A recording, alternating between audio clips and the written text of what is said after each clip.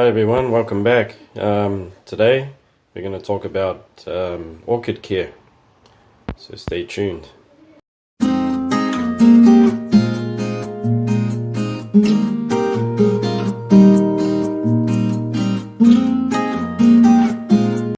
Hi everyone, my name's Newman and this is my life with plants.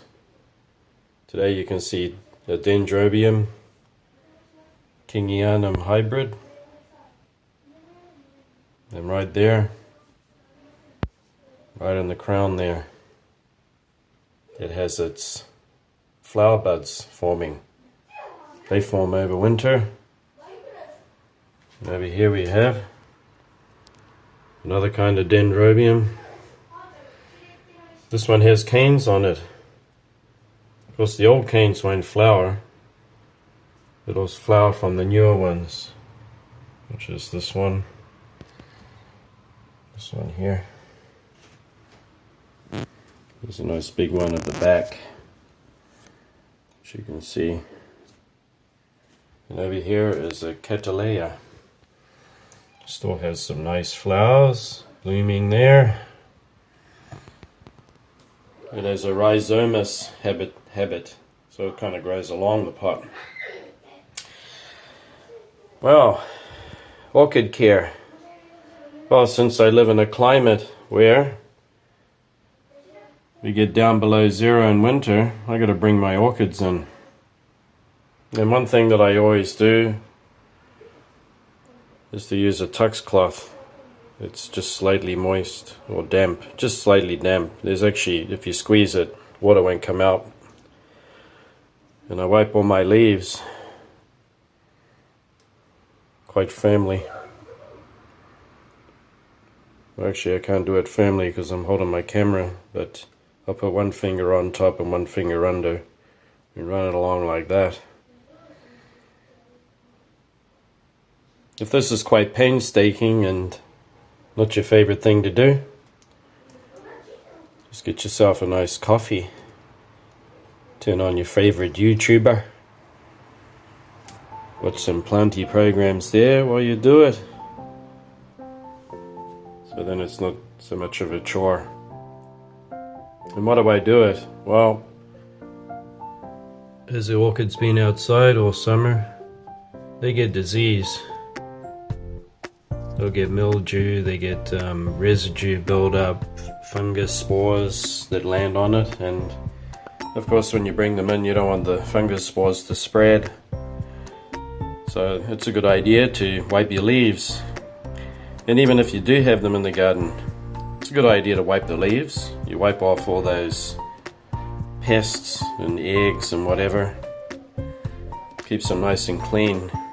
They actually do better when you do that. You actually notice you get better growth. I also gave this Kingianum a clean, but I gotta do another round yet. This one was quite dirty, so when I wiped some of the bigger leaves, quite a lot of dirt came off.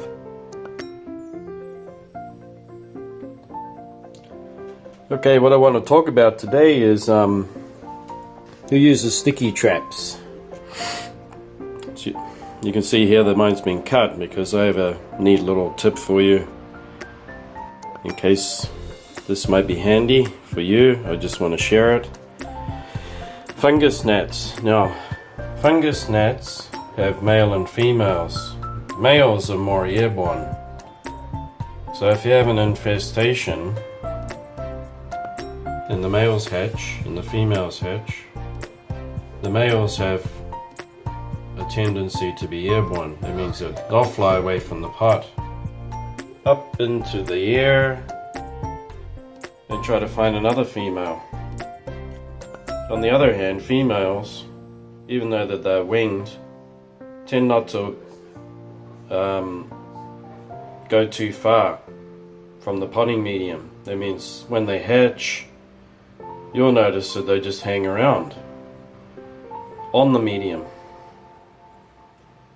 They have no use to fly around, so they just stay there and wait for the males, which brings a big problem, and that is A lot of sticky traps will be hung quite up high in a greenhouse. They won't trap so many fungus gnats because all the females are on the surface of the soil, so they're not going to fly up and get trapped at all. And even if one or two or more males can make it and land into the medium, they'll breed with the females and they'll make hundreds and hundreds of eggs. And that's what causes your outbreak. So the handy tip today is you have your sticky traps here.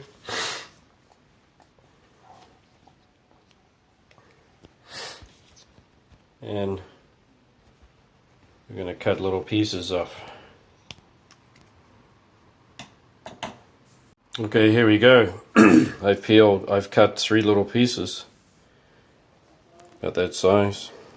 I've only peeled the paper off one side because I don't want it sticking on the medium. And I'm just going to place it in there. There we go. And that female walks on that, she'll be trapped. Trapped for good.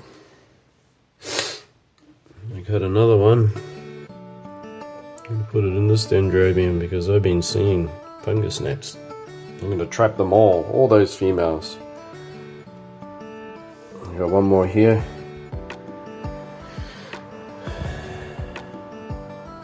I notice that your fingers get a bit sticky, like mine are.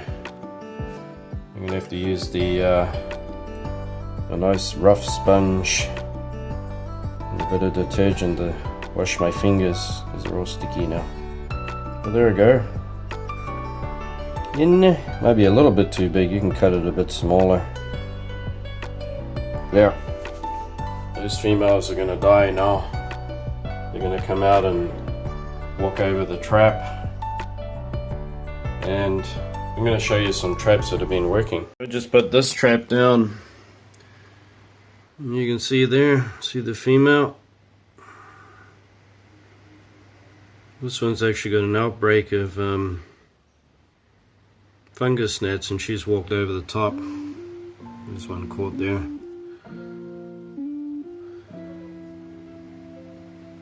You may have to, after a week, you're going to have to peel the paper off the reverse side and turn it over because it'll lose its effectiveness. There's a fungus gnat flying right there and I want to squash it. There's always one or two that get away, and there's nothing worse than when they get into your seedlings. I've been watching these seedlings here and I put sticky traps here. I'm going to cut little tiny pieces, put them on the surface too. Of course there's other things that you can use. You can use mosquito bits, mosquito coils which you soak. If you have a heavy infestation, then you're going to have to resort to using hydrogen peroxide, which I recommend. This is a spray bottle. This is an example of how much water. You can see how much water. It's a standard size. Now you want to fill that all the way up, and you want to fill the last quarter with the hydrogen peroxide, and then you pour that in. That'll kill all the eggs. You might have to repeat that a couple of times, once and then the next week again, and then you put all your sticky traps down to finish the job. Yes. And anyway, I hope that was helpful for you, and it's going to help you along with getting rid of your fungus gnats. Also, if you want to check out Hakuna La Planta, Kevin on his YouTube.